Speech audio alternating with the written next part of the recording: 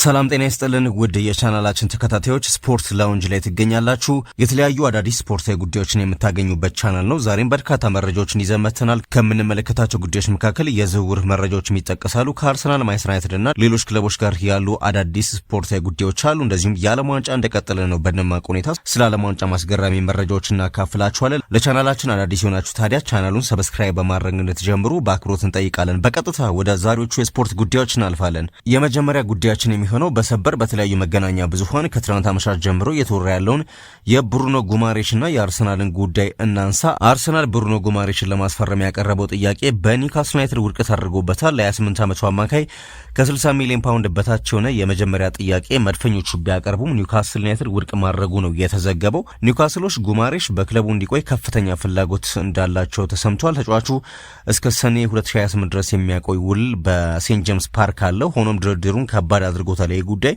አሰልጣኝ ማይክል አርቴታ የአማካይ ክፍሉን ይበልጥ ለማጠናከር ጉማሬሽን ቀዳሚ ምርጫ ያደረገ ሲሆን ምንም እንኳን የመጀመሪያ ጥያቄ ውድቅ ቢደረግም አርሰናል የተሻሻለ ሁለተኛ ጥያቄ ለማቅረብ ዝግጅቱን እንደሚያደርግ ተነግሯል። ኒውካስል በቀጣዩ ውድድር ዓመት በአውሮፓ መድረክ ተሳትፎ የሌለው በመሆኑ ተጫዋቹ አርሰናል ለመቀላቀል ያለው ፍላጎት ሊያነሳሳው እንደሚችል ተገምቷል። ኒውካስል ግን ያው ተጫዋቹን በቀላሉ ለመልቀቅ ፈቃደኛ ለመሆኑ እየተነገረ ነው የሚገኘው። ምን አዳዲስ ጉዳዮች በዚህ ተጫዋች ጉዳይ ይኖራሉ የሚለውን በቀጣይ የመረጃ ሰዓታችን የምናነሳ ይሆናል። ሌላኛው ጉዳይ ከዓለም ዋንጫ ጋር ተያይዞ አሜሪካ የ2038ቱን የዓለም ዋንጫ የማዘጋጀት ፍላጎት እንዳላት እየተሰማ ነው የሚገኘው።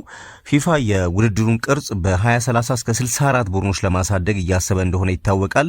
ታዲያ የዋይት ሃውስ የዓለም ዋንጫ ግብረ ኃይል ዋና ዳይሬክተር የሆኑት አንድሪው ጁሊያኒ የዓለም ዋንጫ ወደ 64 ቡድኖች የሚያድግ ከሆነ አሜሪካ ይህንን የማስተናገድ አቅም ይኖራታል ሲሉ ተናግሯል። ዳይሬክተሩ ለ2038 ጨረታችንን ከማቅረባችን በፊት ይህንን የዓለም ዋንጫ ማጠናቀቃችንን ማረጋገጥ አለብን ሲሉ ተናግሯል። የ2030 ውድድር በስፔን በፖርቱጋልና በሞሮኮ በጋራ የሚዘጋጅ ሲሆን የመክፈቻው 3 ጨዋታዎች ደግሞ የውድድሩን 100ኛ ዓመት ምክንያት በማድረግ በዩራጋይ በአርጀንቲናና በፓራጓይ ይደረጋሉ። የ2034 ዓለም ዋንጫ አዘጋጅ ሀገር ሳውዲ አረቢያ ስትሆን አሁን እየተካሄደ ካለው ዓለም ዋንጫ ከሚደረጉ 104 ጨዋታዎች 78ቱ በአሜሪካ የሚደረጉ ይሆናል። አሜሪካ ግዙፉን ውድድር የማስተናገድ አቅም ቢኖራትም ከትኬት ዋጋ መናር ጀምሮ ሌሎች ወጪዎች የስፖርት ቤተሰቡ ፈተና መሆናቸው ምናልባትም ትችት ሊያስነሳባት እንደሚችል እንደዚሁ እየተነገረ ይገኛል። ሌላው ከኢኳዶር ጋር ያለውን አስገራሚ መረጃ ላንሳ። ኢኳዶር ያው ጀርመንን አሸንፋ ወደ ጥሎ ማለፍ መግባቷ ይታወሳልና ያንን ወደ ጥሎ ማለፍ የገባችበትን ጨዋታ ደግሞ ህዝባዊ በዓል አድርጋ ማወጇ በጣም እያነጋገረ ነው የሚገኘው። ከትናንት በስቲያ ጀርመንን 2-1 የረታችበትን ጨዋታ ህዝባዊ ደስታ ቀን አድርጋ ማወጇ ነው የተነገረው። የሀገሪቱ ፕሬዚዳንት ዳንኤል ኖቮዋ ኢኳዶር ከኋላ ተነስታ የ4 ጊዜ ሻምፒዮኗን ጀርመንን የረታችበት ጨዋታ ብሔራዊ ደስታ ቀን ሆኖ እንዲከበር አቅጣጫ ሰጥቷል። ፕሬዚዳንቱ ሀገራቸው ከ20 ዓመታት በኋላ ለጥሎ ማለፍ ስትበቃ በሜትላይፍ ስታዲየም ተገኝተው ታድመዋል። ትችቶችንና ዘለፋዎችን ችለው አስቸጋሪ ወቅቶችን አልፈው ይህን ቀን እውን ላደረጉ ተጫዋቾቻችን እናመሰግናለን ብለዋል ፕሬዚዳንቱ። ከድሉ በኋላ መላ ኢኳዶራውያንም ይህንን ድል ብሔራዊ የደስታ ቀን አድርገው እንደሚያስቡት አንስተዋል።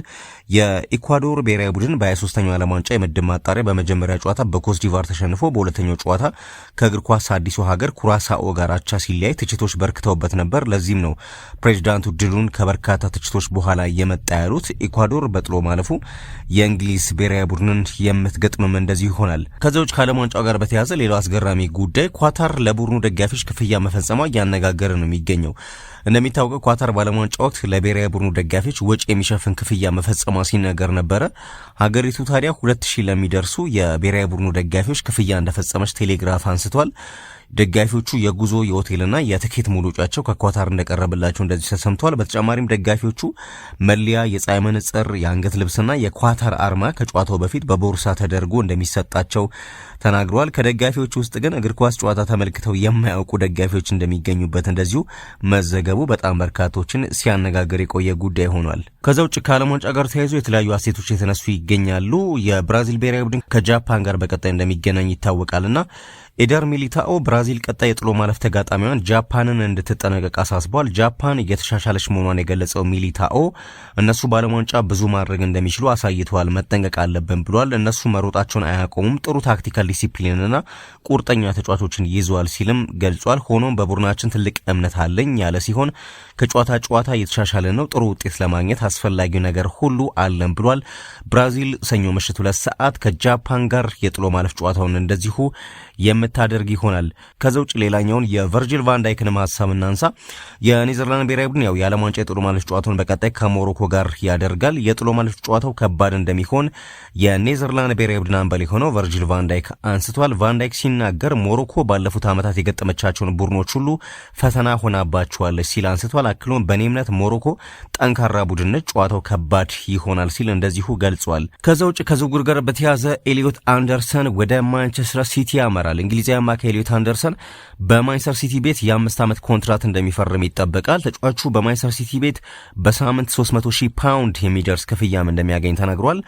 የ23 ዓመቱ አማካይ አንደርሰን ዛሬ በአሜሪካም የሕክምና ምርመራውን እንዲያደርግ ፍቃድ ተሰጥቶታል። በፕሪሚየር ሊጉ ኤርሊንግ ሃላንድና ቨርጂል ቫን ዳይክ ብቻ ናቸው በደሞዝ የሚበልጡት። ከዛ ውጭ ግን ይሄ ተጫዋች በጣም ከፍተኛ ክፍያ ያገኛል።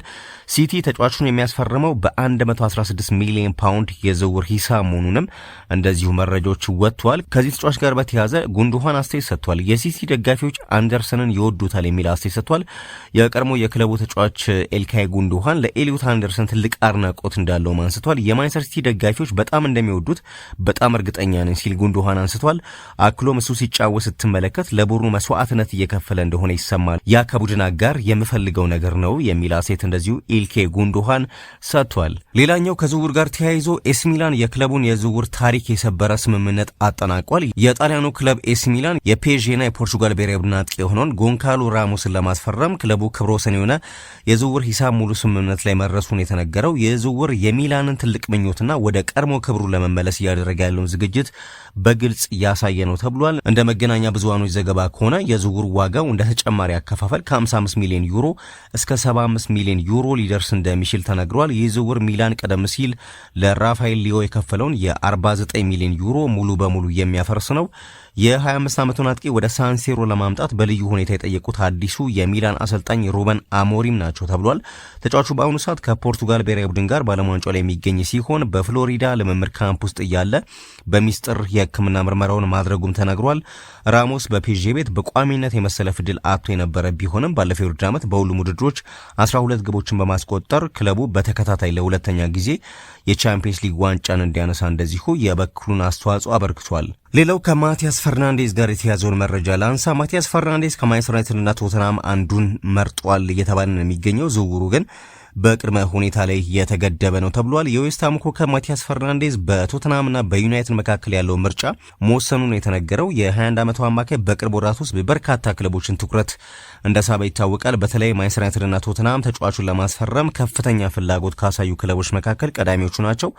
ፈርናንዴዝ ዌስትሃም ከፕሪሚየር ሊጉ በወረደበት የውድድር ዓመት የቡድኑ ምርጥ ተጫዋች የነበረ ሲሆን በሊጉ ባሉ ታላላቅ ክለቦች ውስጥ የመጫወት ብቃት እንዳለው ግን በተደጋጋሚ አሳይቷል። በዚህ ክረምት እስከ 3 አዳዲስ አማካዮችን ለማስፈረም ገበያውን እያሰሰ የሚገኘው የማይክል ካሪክ ማንቸስተር ዩናይትድ የፈርናንዴዝ ቀጣይ ማረፊያ ለመሆን ቀድሞ የተገመተ ቢሆንም ቶተናም ግን ዩናይትድ ቀድሞ ተጫዋቹን በእጁ ለማስገባት ፉክክር ውስጥ ገብቷል። ነገር ግን ጋዜጠኛ አንዲ ማርተን እንደገለጸው ከሆነ ፈርናንዴዝ ከቶተናም ይልቅ ወደ ዩናይትድ ማምራትን መርጧል። ዝውውሩ እውን የሚሆነው ግን ዩናይትዶች ከዌስትሃም ጋር በክፍያ ዙሪያ መስማማት ከቻሉ ብቻ ነው የሚል መረጃ አውጥቷል። ሚተን ቶክ ኦፍ ዘ ዴቪልስ በተሰኘው ፖድካስት ላይ ሲናገር ዩናይትድ ተጫዋቹ ክለቡ መቀላቀል እንደሚፈልግ ተረድቷል። በአንጻሩ ዌስትሃሞች በተቻለ መጠን ከፍተኛ ዋጋ ማግኘትና የጨረታ ፉክክሩ እንዲጦዝ ይፈልጋሉ። ምናልባትም የተጫዋቹ ወኪል ጆርጅ ሜንዴዝም ይህንን የሚፈልግ ይመስለኛል። ተጫዋቹ ላይም ተጽዕኖ እያሳደረ ሊሆን ይችላል። እንደሰማሁት ከሆነ ግን ተጫዋቹ በስፐርስ ቢፈለግም ነገር ግን ምርጫው ማንቸስተር ዩናይትድ ነው የሚል አስተያየት ሰጥቷል። ነገር ሁሉ የሚያልቀው ዩናይትድ ለተጫዋቹ ምን ያህል መክፈል ይፈልጋል በሚለው ላይ ነው። የጨረታ ፉክክር ውስጥ መግባት ግን አይፈልጉም ሲል አንስቷል። ለፈርናንዴዝ ዝውውር ዌስትሃም እስከ 80 ሚሊዮን ፓውንድ እየጠየቀ ነው። የቀድሞ የዩናይትድ ኮከብ ፖል ኢንች ግን ይህ ዋጋ በጣም ተጋኗል፣ እብደት ነው በሚል ማጣጣሉ እንደዚሁ ይታወሳል። ግን ማቲያስ ፈርናንዴዝ ራሱ ምርጫው ከቶተናም ይልቅ ማንቸስተር ዩናይትድ መሆኑ እየተሰማ ነው የሚገኘው። ማንቸስተር ሲቲዎች በዚህ የክረምት የዝውውር መስኮት ተስማሚ የሆነ ጥያቄ ከቀረበላቸው ማቴዎ ኮቫቺችን ለመሸጥ ፈቃደኛ እንደሆኑ እየተሰማ ነው የሚገኘው። ኖቲንግሃም ፎረስትና አስቶን ቪላ ሁለቱም የ32 ዓመቱን ክሮኤሺያ አማካይ ለማስፈረም ሁኔታዎችን እያጤኑ እንደሚገኙ መረጃዎች እየወጡ ይገኛሉ። ከዛ ውጭ ከዓለም ዋንጫ ጋር በተያያዘ በዘንድሮ የዓለም ዋንጫ ውድድር የስታዲየም ተመልካች ቁጥር ሪካርድ ሆኖ መመዝገቡ እየተነገረ ነው የሚገኘው። በውድድሩ እስካሁን 36 ሚሊዮን ተመልካቾች ስታዲየም ተገኝተው መከታተላቸው ተዘግቧል። ይህም በውድድሩ ታሪክ የምንጊዜም ከፍተኛው ተመልካች ቁጥር ሆኖ ተመዝግቧል። በሌላ በኩል በርካታ ግቦች የተቆጠሩበት የዓለም ዋንጫ ውድድር በመሆንም ተጨማሪ ሪካርድ መስበሩ ተነግሯል። በዓለም ዋንጫው እስካሁን 173 ጎሎች ተቆጥረዋል። ሪያል ማድሪድ በዓለም ዋንጫው በተጫዋቾቹ በርካታ ጎል ያስቆጠረ ክለብ ሆኗል። የሪያል ማድሪድ ተጫዋቾች በዓለም ዋንጫው 10 ግቦችን አስቆጥረዋል። እስካሁን በዓለም ዋንጫው 60 ጨዋታዎች ብቻ ሲደረጉ የዓለም ዋንጫው 32 ተሳታፊዎች በነበሩበት ሰዓት አጠቃላይ 64 ጨዋታዎች ይደረጉ ነበር። እስካሁን ግን ከ60 ጨዋታዎች በላይ ዓለም ዋንጫው ገና ወደ ጥሎ ማለፍ ጨዋታዎች ሳይገባ መደረጉ እየተነገረ ነው የሚገኘው። በዓለም ዋንጫ የምድብ የመጨረሻ ጨዋታ ሴኔጋል ኢራቅን 5-0 በሆነ ሰፊ ውጤት አሸንፋለች። የሴኔጋልን ጎሎች ፓፕ ጉዬ፣ ኒዳዬ፣ እስማኤል ሳርና ሀቢብ ዲያር አስቆጥረዋል። ሴኔጋል ማሸነፏን ተከትሎ ምርጥ ሶስተኛ ሆና ለማለፍ የሌሎች ቡድኖችን ውጤት ትጠብቃለች። በሌላ ጨዋታም ፈረንሳይ በዚሁ ምድብ ኖርዌይን 4-1 በሆነ ውጤት አሸንፋለች። በዚህ ጨዋታ ላይ ኦስማን ዴምቤሌ ሃትሪክ ሰርቷል። ሌላኛውን ጎል ዲዜሪ ዱዌ አስቆጥሯል። ለኖርዌይ ብቸኛውን ጎል አስጋርድ ከመረብ አሳርፏል። ፈረንሳይ ምድቡን በአንደኝነት አጠናቃ አልፋለች። ኖርዌይ ሁለተኛውን ጨርሳለች። በጥሎ ማለፉ ፈረንሳይ ከስዊድን እንደዚሁም ደግሞ ኖርዌይ ከኮትዲቫር ጋር የሚጫወት ይሆናል። የኢራቅ ብሔራዊ ቡድንም ሶስቱንም ጨዋታዎች ተሸንፈው እንግዲህ ከውድድሩ ተሰናብቷል። ከስፖርት ላውንጅ ለሰዓቱ ያዘጋጀናቸው ስፖርታዊ መረጃዎቻችን እነዚህ ነበሩ። መረጃዎቻችን ከተመቻችሁ አዳዲስ ቤተሰቦቻችን ቻናሉን ሰብስክራይብ በማድረግ አብሮነታችሁን እንድታስቀጥሉ በአክብሮት እንጠይቃለን። በመላው ዓለም ያላችሁ ተከታታዮቻችን በያላችሁበት ሰናይ መልካም ጊዜ እንመኛለን። ቻው።